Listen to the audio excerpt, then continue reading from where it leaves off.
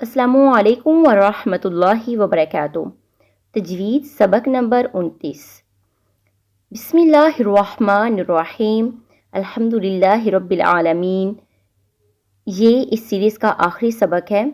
ہم نے سبق نمبر 28 میں وقف کے بارے میں پڑھنا سٹارٹ کیا تھا، اور ابھی مزید ہم وقف کے بارے میں کچھ پڑھیں گے، کیونکہ ہم نے سبق نمبر 28 میں بہت ہی تھوڑا سا وقف کے بارے میں پڑھا تھا۔ اب مزید ڈیٹیل اس آخری سبق میں کریں گے۔ 29 اسباق کی یہ سیریز تجوید کی انتہائی آسان اور بیسک۔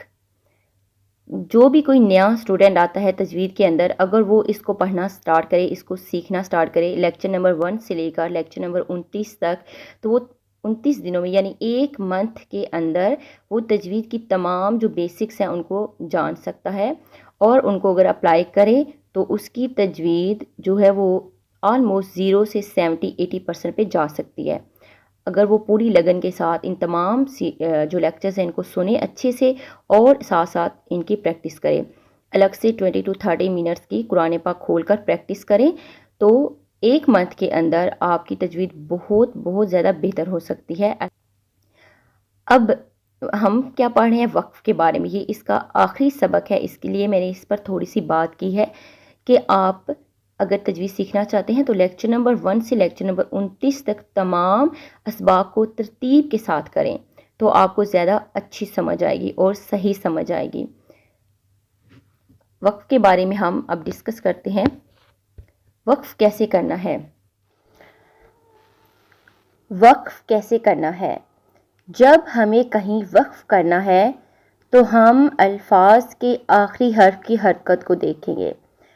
جس لفظ پر ہم وقف کر رہے ہوں گے، ٹھیک ہے، آیت کے اینڈ پر یا آیت کے درمیان میں یا کہیں پر بھی وقف کر رہے ہیں، اور جس لفظ پر ہم رک رہے ہیں، وقف کر رہے ہیں، اس لفظ کے آخری حرف کی حرکت کیا ہے اس کو دیکھ کر وقف کریں گے۔ کچھ کیٹیگریز ہیں جن کو ہم دیکھیں گے۔ اگر کسی حرف پر وقف کرنا ہے اور اس حرف پر ان 5 حرکات میں سے کوئی حرکت ہے، ٹھیک ہے، 5 حرکات میں سے کوئی حرکت آ جاتی ہے، وہ 5 حرکات کون سی ہیں؟ زبر، زیر، پیش، 2 زیر، 2 پیش، ٹھیک ہے۔ اگر یہ آ جائیں 5 حرکات، تو وقف کرتے ہوئے اس آخری حرف پر جس پر یہ والی حرکات میں سے کوئی حرکت ہوگی وہاں پر جزم لگا دیں گے، یعنی اس حرف کو ساکن کر دیں گے، ٹھیک ہے۔ اب 2 زبر اس میں نہیں ہے، یہ بات آپ نے ذہن میں رکھنی ہے، 2 زبر کا قاعدہ مختلف ہے۔ مثالیں دیکھتے ہیں کہ جب زبر، زیر، پیش، 2 زیر یا 2 پیش ہوں تو وہاں پر کیا کریں گے؟ ساکن کر کے جزم لگا کر وقف کریں گے۔ جیسے علیمن ہے یا علیمہ ہے، یعنی 2 پیش ہیں یا زبر ہے، تو وہاں پر وقف کیسے کریں گے؟ علیم، مد کرتے ہوئے میم کو ساکن کریں گے۔ احدن یا احدن یا احدی یا کچھ بھی ہے تو احد، ٹھیک ہے، دال کو ساکن۔ اب حکیمہ یا حکیمی آ گیا تو پھر وقف کیسے کریں گے؟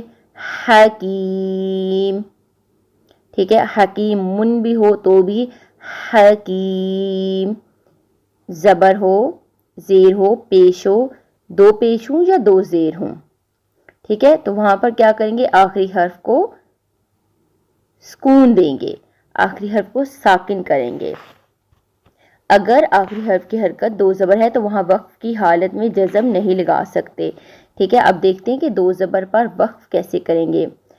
2 زبر پر وقف کرتے ہوئے ہم ایک زبر ختم کر دیں گے، ٹھیک ہے، ایک زبر ختم کر دیں گے، اور دوسرا جو زبر ہے اس کو الف کے ساتھ لمبا کر کے پڑھیں گے، ٹھیک ہے۔ الف ہمیشہ ساتھ لگا ہوگا، 2 زبر کے ساتھ الف لگا ہوتا ہے، تو وہاں جب ہم 2 زبر پر وقف کریں گے تو پھر کیا کریں گے؟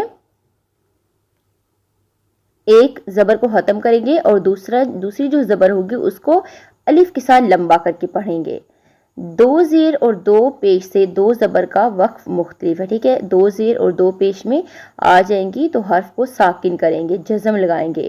اگر 2 زبر آ جائیں گی تو پھر ایک زبر ختم کریں گے اور الف کی طرح لمبا کر کے پڑھیں گے۔ جیسے خبیرن ہے تو اس پہ وقف کیسے کریں گے؟ خبیرا۔ علیمن پر علیما، بصیرن پر بصیرا۔ ان سب مثالوں میں حروف کی آخری حرکت دو زبر ہے، تو اس پر وقف کرتے ہوئے ایک زبر کر دیں گے، ٹھیک ہے۔ اب دو زبر پر وقف کی مثال دیکھنے کے لیے سورۃ النساء اور سورہ بنی اسرائیل کو آپ دیکھ سکتے ہیں۔ نیکسٹ ہے اگر حرف پر جزم پہلے سے موجود ہے۔ حالت وقف میں اگر پہلے سے حرف پر جزم موجود ہو تو اس میں کوئی تبدیلی نہیں آئے گی، وہ اپنی اصل شکل میں رہتی ہے، ہم اسے ویسے ہی پڑھیں گے، ٹھیک ہے۔ جیسے لکم ہے تو اس پر وقف کرتے ہوئے بھی لکم پڑھیں گے، دینکم ہے تو اس پر وقف کرتے ہوئے بھی دینکم پڑھیں گے، ٹھیک ہے۔ یہاں پر میم ساکن ہے دونوں صورتوں میں، تو یہاں پر وقف کی صورت میں بھی میم کو ساکن پڑھیں گے، کوئی تبدیلی نہیں آئے گی۔ نیکسٹ ہے حروف مدہ اور کھڑی حرکات۔ اگر آخری حرف پر حروف مدہ ہیں یا کھڑی حرکات ہیں تو اس میں بھی کوئی رد و بدل نہیں ہوگا، وہ اسی حالت میں رہے گی۔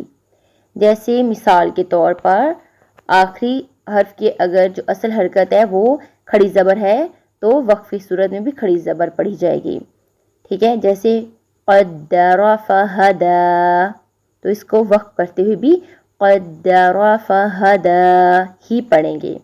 فلا تنسا، یہاں آخر میں کھڑی حرکت ہے یعنی کھڑا زبر ہے تو یہ ایسے ہی پڑھا جائے گا، حالت وقف میں کوئی تبدیلی نہیں آئے گی۔ یہ یاد رکھیں جب بھی حرف پر مدہ ہو یا آواز کو کھینچنا ہو تو حالت وقف کی صورت میں اس میں کوئی تبدیلی نہیں آئے گی، ٹھیک ہے۔ حرف مدہ ہو یا آواز کو کھینچنا ہو تو حالت وقف کی صورت میں اس میں کوئی تبدیلی نہیں آئے گی، جیسے کھڑی حرکات یا حروف مدہ ہوں، ٹھیک ہے۔ اگر کسی مثال کے طور پر کسی کے آخر پر اگر آ رہا ہے وقف کرنا ہے آپ نے اور وہاں پر واو مدہ مثال کے طور پر آ رہا ہے تو وہاں پر آپ اس کو واو مدہ کو ہی وقف کی صورت میں پڑھیں گے، ٹھیک ہے۔ اگر تو بو ہے تو وقف کرتے ہوئے بھی تو بو ہی پڑھیں گے۔ یہ تھا حروف مدہ کے بارے میں۔ کھڑی حرکات کیا ہیں؟ کھڑا زبر ہے، کھڑی زیر ہے، الٹا پیش ہے جو آپ کو نظر آ رہے ہیں، ان کو ویسے کا ویسا ہی پڑھا جائے گا۔ حروف مدہ کیا ہے یہ ہم نے پہلے بھی کچھ اسباق میں ان کو دیکھا ہے۔ الف مدہ کیا ہے؟ الف سے پہلے حرف پر زبر، ٹھیک ہے۔ یا ساکن سے پہلے حرف کے نیچے زیر تو وہ یا مدہ ہے، واو ساکن سے پہلے حرف پر پیش تو وہ واو مدہ ہے، صحیح ہے۔ یہاں تک ہم نے کر لیا۔ اگر حرکات آ جائیں زبر زیر پیش، دو پیش یا دو زیر آ جائیں تو وہاں حرف کو ساکن کریں گے۔ اگر دو زبر آئیں گی تو ایک زبر کو ختم کر کے الف کے برابر لمبا کر کے پڑھ دیں گے، یعنی الف اس کے ساتھ ہوگا۔ اس کے بعد ہم نے پڑھا حروف مدہ یا کھڑی حرکات آ جائیں تو ان کو بھی ویسے کا ویسا ہی پڑھا جاتا ہے، جیسے فلا تنسا، یا پھر اگر ساکن ہے تو اگر حرف پہلے سے ساکن ہے تو وقفی صورت میں بھی ساکن رہے گا۔ ہا کا وقف، ہا کا وقف مختلف ہے۔ ہا پر کوئی بھی حرکت ہو، چاہے کھڑی زبر، کھڑی زیر، الٹا پیش، لیکن ہا ہمیشہ ساکن پڑھا جائے گا، ٹھیک ہے۔ جیسے بی ہی ہے تو اس کو ہم وقف کیسے کریں گے؟ بی، با ہا زیر بی، ٹھیک ہے۔ با کی تو حرکت ہم نے پڑھی، ساتھ میں ہا کے نیچے کیا کھڑی زیر تھی، لیکن ہم نے اس کو کیا کیا؟ ساکن کر دیا، ٹھیک ہے۔ ہا پر کھڑی زیر ہو، ٹھیک ہے، الٹا پیش ہو، کھڑی زبر ہو، کچھ بھی ہو تو وہاں پر کیا کریں گے؟ ساکن کر دیں گے، وقف کی صورت میں ہا کو ساکن کر دیں گے۔ جیسے لاہو ہے تو اس کو لہ پڑھیں گے۔ گول تا کا وقف،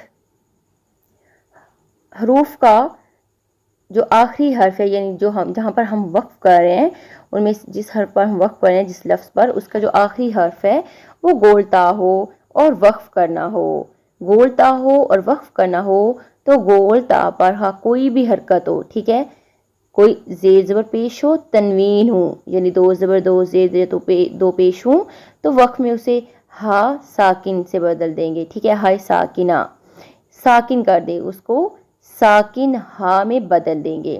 جیسے وصلاتی ہے تو وقف کرتے ہوئے ہا کو ساکن کریں گے والصلاة. والمسکنہ ہے تو والمسکنہ. یہ کیا ہوا؟ گول تا پر جب وقف کریں گے تو کیا کریں گے؟ ہا ساکنہ میں گول تا کو بدل دیں گے. جیسے والمسکنہ تھا تو وہاں پر والمسکنہ. الحمدللہ ہمارا تجوید کورس مکمل ہوا. اللہ پاک ہمیں بہترین قرآن پڑھنے اور پڑھانے والا بنائے. اپنی دعاؤں میں یاد رکھیں. آمین یا رب العالمین.